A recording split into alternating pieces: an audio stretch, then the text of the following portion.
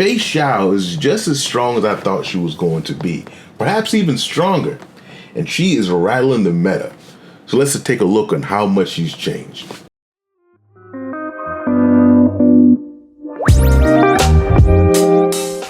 What's going on, YouTube? Let you here once again, this time at your game with some more Honkai Star Rail, and it's time to talk about Feixiao. She's been out for a few days now, and man, oh man, she has been knocking some heads.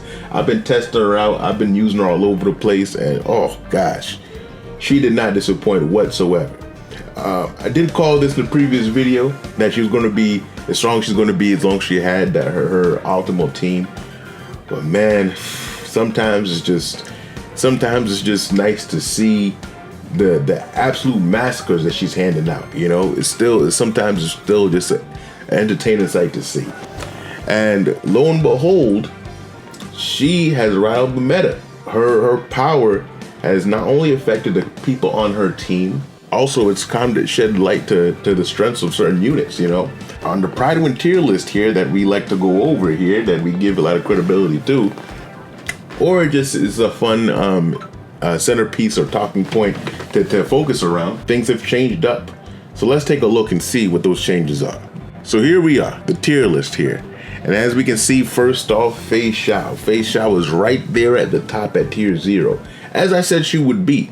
I definitely called this right here because, I mean, clearly, you know, she was going to be Emanator level. You know, I mean, granted, Firefly is an Emanator, and I'm counting her within that tier.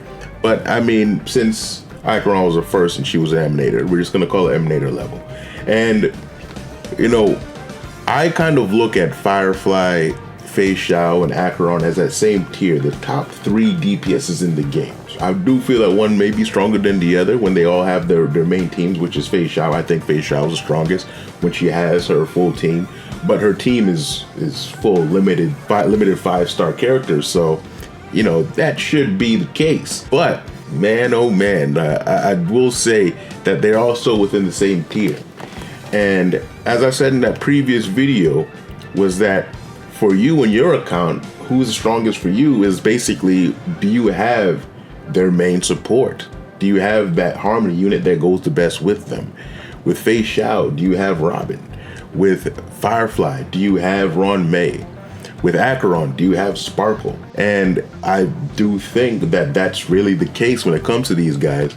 And that's how you kind of can determine on your account which one's going to be the strongest for you. But when you have all of them, when you have all the tools that they all want, you know, you have Sparkle and Zhao Cho for Acheron, you have Topaz and Robin and Venturine for Feixiao, you have Ron May, Harmony MC, which of course you're gonna have, and Gallagher for Firefly. If you have all those different factors, then I do think Feixiao was going to be the one that's dealing the most damage at the end of the day. But it all depends on your account, of course.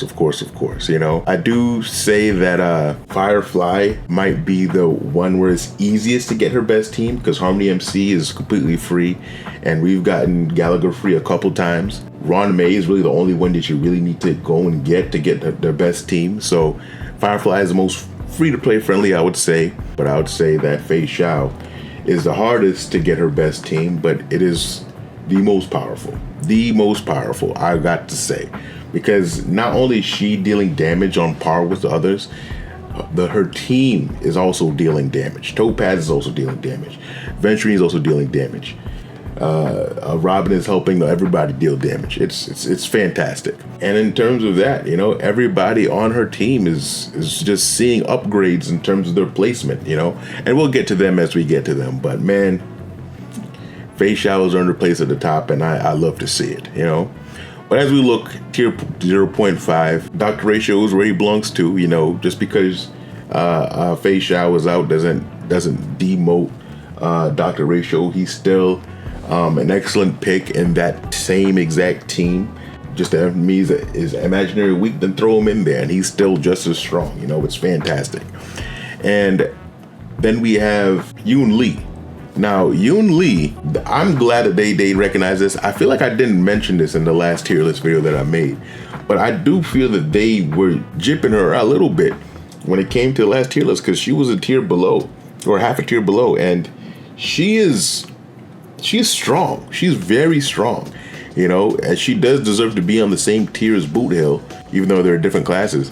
When you use her team, and her team is somewhat flexible, you can use Sparkle, you can use Robin, you know, and then you can use Ting Yun, which, you know, which is a 4-star, and she pops off. She pops off a lot, and she's good in multiple game modes too. So I do think that she was slept on. Yeah, she's somebody that a lot of people skipped. I even advised to skip her for Feixiao, and as you can see, this is the reason why. But if you did pick her up, you know, she's a good damage dealer, and she does deserve to be in tier 0.5. Counter gameplay can be very, very nice too, because it also helps with survivability. So if you're somebody who has an account that does have rough survivability, you don't have a good sustain, having someone like Yoon Lee who can tank a lot of the damage is great. And I do, yeah. So definitely tier 0.5. I do think she's exactly where she belongs. No arguments here with that. The only argument I had is that I feel like she should have been there last patch too. Clara has gone up. I don't use Clara, so I can't speak for her, but I just look at her as a weaker version of Yun Lee, so, you know, sure, why not? And these two right here, Jing Liu and Dan Hong, oh man. Tier 1 isn't a bad tier, but I gotta say, I do feel that there is a pretty large difference between this tier 1 and tier 0.5. I do think that, or even tier 0 and tier 1. I do think there's a pretty large difference between the two. It's tough to say, but you know, when I try and use Jing Liu, she just doesn't keep up. You know, even when I got the Ice Week enemy of Venturine, you know, she just doesn't hold up. You know, but tier 1 is still fine. You know, you can still beat the content with somewhat ease when it comes to them. But you know, they're just heavily outclassed, and it is what it is. You know, unfortunately, as we go into the future, we start getting more DPSs. We're just going to see them drop more and more unless we get some additional supports that they can use. Sayla, reasonable placement. You know, she's just not as strong as these guys, but she can still get the job done. Jin Yuan used to be up here with her, but I guess not. You know, Jin Yuan is something else. You know, when he first came out, I was somebody that really stuck up for him. I feel like it was reasonable for me to do that, but he just kept falling. You know, once Acheron came, that was it for him. That nail was in the coffin, that's it. And he's received so many buffs and like so many indirect buffs, but it's just not enough because his Lightning Lord just doesn't. His Lightning Lord is a mistake. You know, his Lightning Lord was a mistake. That's the only way I can think of it. His Lightning Lord is just not done well. It doesn't deal enough damage. The price that it costs to get the Lightning Lord up to maximum just doesn't pay off enough. It's not fast enough. It doesn't hit hard enough, you know. It is what it is. You know, Himiko, that's fine. Blade, yep, how far we fall in Blade. And I'm not going to talk about anybody on the bottom here because, you know, the video is actually longer than I expected it to be, and we're nowhere near done yet. So we're not going to talk about the bottom. Niche and below, you know, it is what it is, guys. I'm sorry. Here we are back over to the specialists here. And I've talked about Firefly quite a bit already, so I'm not going to go back over that. And I was talking about the top 3 right there. Because, you know, she's a specialist, but, you know, her job is to deal damage. And yep, she's one of the top 3 right there when it comes to DPSs. Let's talk about Topaz here. Now, Topaz, seeing Topaz up this high in 0.5 makes me very proud because a long time ago, before Topaz came out, I made a video talking about is Topaz future-proof. And the things I said in that video was pretty spot on. The only thing in that video was I kept talking about simulated universe and stuff, which is true, but you know, I feel like I just kind of focused on it a little bit too much. But when it comes to everything else I said about Topaz, it has come true tenfold. She's exactly what I thought she was going to be. When she first came out, people were choosing between her and Jing Liu. And I said, hey, if you're skipping Jing Liu for Topaz, worry not. I think you made a good decision, all right? And lo and behold, look at the tier list here. Jing Liu's down here, Topaz is up here. And honestly, I think there's a big difference. I think that Topaz's value is fantastic. Even though you have alternatives like March 7th and Morze, I do think that Topaz's value is just, I like, when you use your Feixiao, you do notice a difference in damage, you know, and it's just a fantastic thing. I love it. And I also, just the simple fact that like what she has over Mose is that her SP positivity is fantastic, you know. Marches is kind of the same when it comes to the SP management, but man, oh man, you love to see it. You love to see it. Boot Hill, you know, nothing's really changed with him. You know, break unit, he does exceptional single target damage, not as high as Feixiao's, but still very, very good. So yeah, he's where he belongs. Then we got, you know, my poor Dot duo. You know, Dot is something that I really, I do love the play styles. One of my more favorite play styles in the game, but they just don't stack up. The HP pools are getting bigger, and they're doing a relatively easy job. I actually think they do a better job than Jing Liu and Don Hong personally, and that's just my experience when it comes to that. But at the end of the day, when we're separated into tiers, they do belong in the same tier, and Dot is fallen a long way. But you know what, Dot, I still have faith in, because the thing with Dot is the only thing that Dot needs to do is just deal more damage. That's it. That's all Dot needs to do. And if we look at the top, the three main Harmony supports we have right now, which is Robin, Ron May, and Sparkle. Sparkle is good for traditional hyper carry teams. Ron May is good for, you know, the dual team comps, but mainly break. Robin is good for, you know, all kinds of teams, but mainly follow up. Now, all we need is a Harmony unit that focuses on Dot. And all of a sudden, these two shoot right back up, right? So I don't think it's over for them at all, right? I do not think it's over for them. I do think all we need is another Harmony or Nihility unit that focuses on Dot, that like does something crazy, like make Dot clear or something like that. I'm not talking about leaks. There's no leaks that I can think of that could possibly hint at this or whatever. This is just speculation, because I've always been one to think that simulated universe buffs are eventually going to translate into characters, and that is a buff within simulated universe where Dot's crit. But let's just say that if we could just double Dot damage by having Dot's crit, then boom, guess what? Dots are going right back up here, you know? I'm waiting for that. I think it's gonna come. But for now, it's not here, so they belong down here, right? March 7th and Mose are great units to have. It's awesome that we get to have, if you don't have to, because like, let's face it, Feixiao team is an expensive team, right? And it's great to have units that where if you do not have one of those pieces of the puzzle, that you have a relatively strong alternative. And I just love the fact that they've given us that. One is completely free, and then the other is just like a slight upgrade if you get Eidolons on them. You know, it's just nice to see that, to have that option, you know. And yeah, they are where they belong too, you know, solely because of their matchup when it comes to Feixiao. And I'll say Dr. Ratio too, you know, and Yoon Lee, you know. So like they're basically what Topaz is good for, they're good for, and you love to see it. It's good to have those alternatives. And then we have Luca and Shui Yi. You know, nothing changed with them, so there's that, right? And I'm not going to talk about anybody down here, you know, poor Jade. But yeah, now we go over to Amplifier, right? Now, here we go with this. Now I want to touch on this, right? Now, first of all, Robin, I have been praising Robin for a while now. I've been saying Robin stocks are going up. She's fantastic. I keep saying that these three are equal, right? Or somewhat equal. When Break Meta finally came, I did say that Ron May did deserve to go up a notch. But the fact of the matter is, if their niches grow, then their value grows. And as simple as that, right? And Robin's niche has been growing, right? We're getting more follow-up care. When it comes to regular DPS, regular dual DPS comps, Ron May and Robin are somewhat equal within those, right? And that's made them very great and very universal. They have their niche, and then they also fit into more general team comps.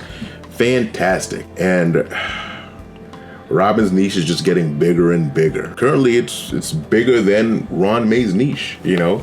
So the fact that they're equal is exactly what I expected, you know?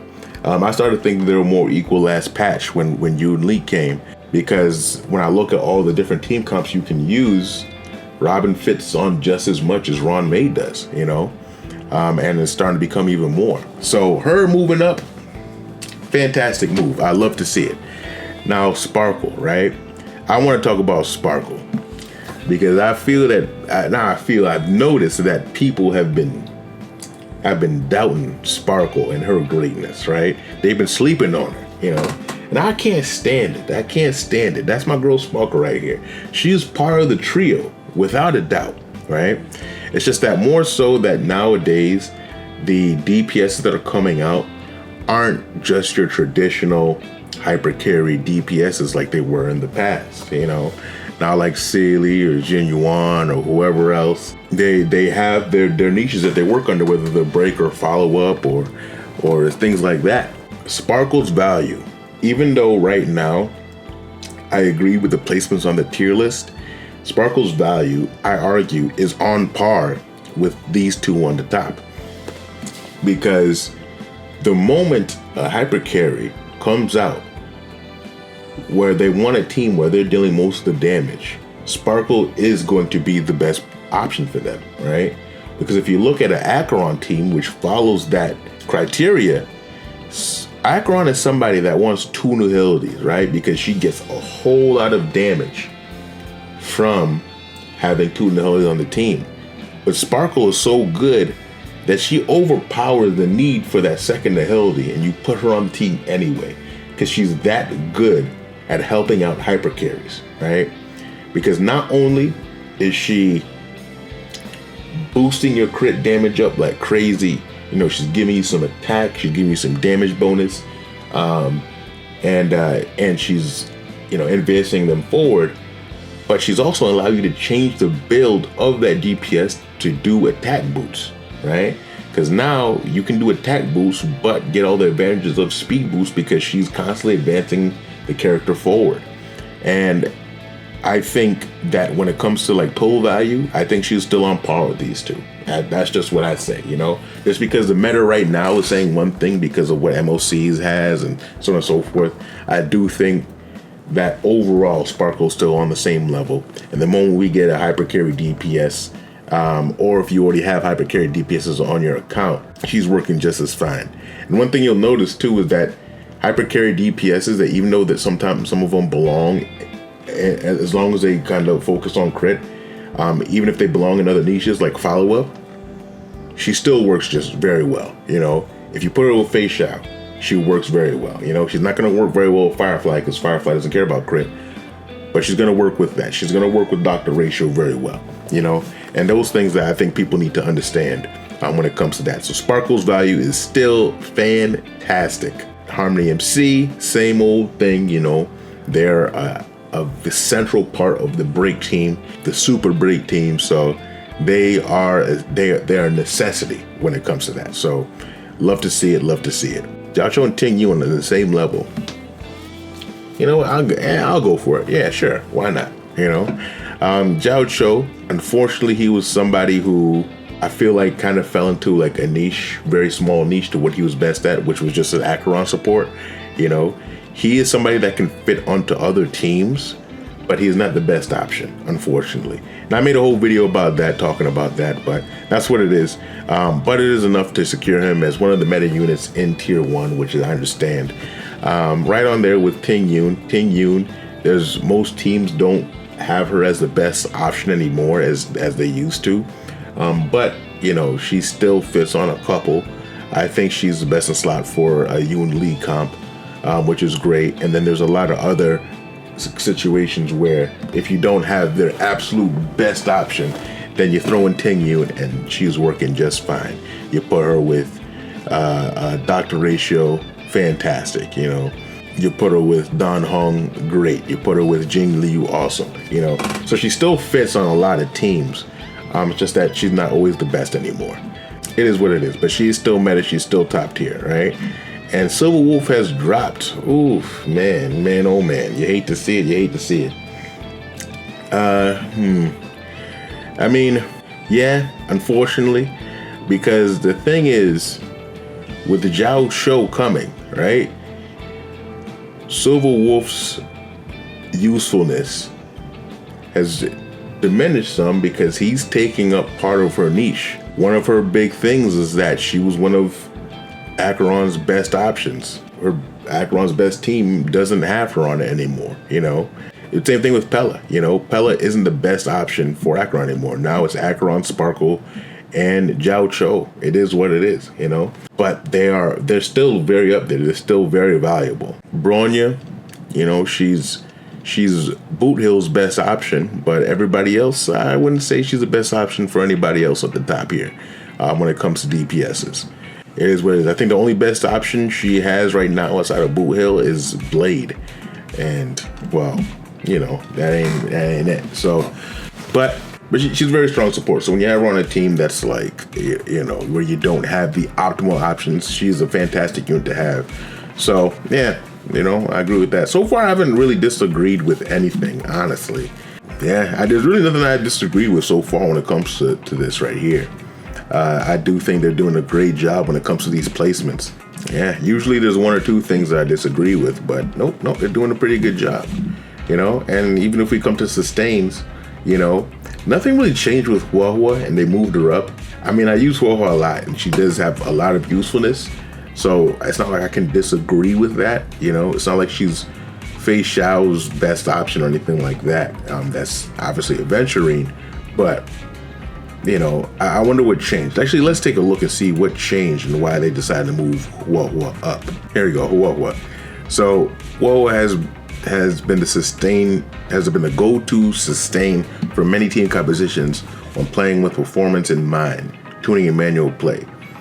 Thanks to energy regeneration, cleanses, and attack boosts for a while now. Because of this, we've had her on our radar as a candidate to join Aventurine in Tier 0 for a while now.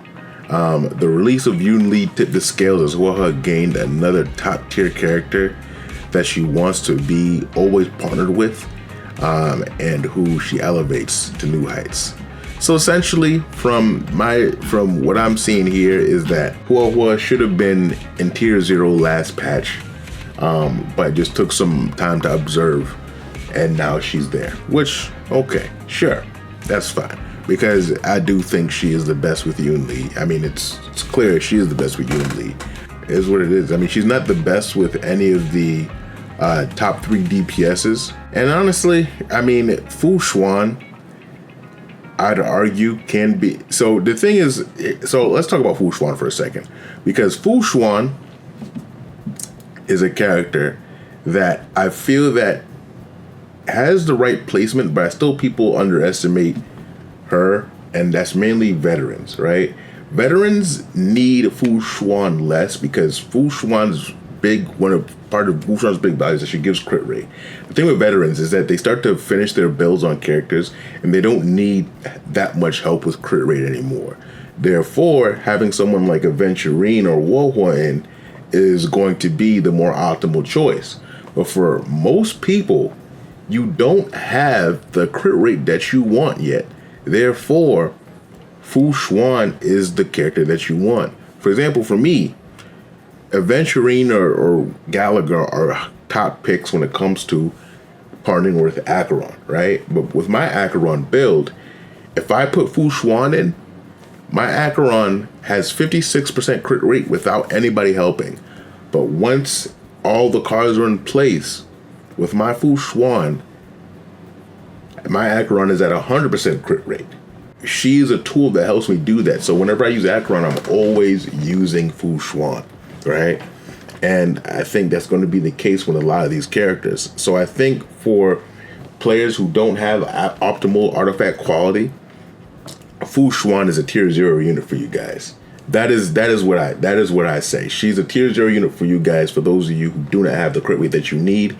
But for the veterans, this is exactly how the tier list should look, where she is still 0.5. She's one of the top tier choices, but not the best. All right, that's really what I think when it comes to Fu Xuan.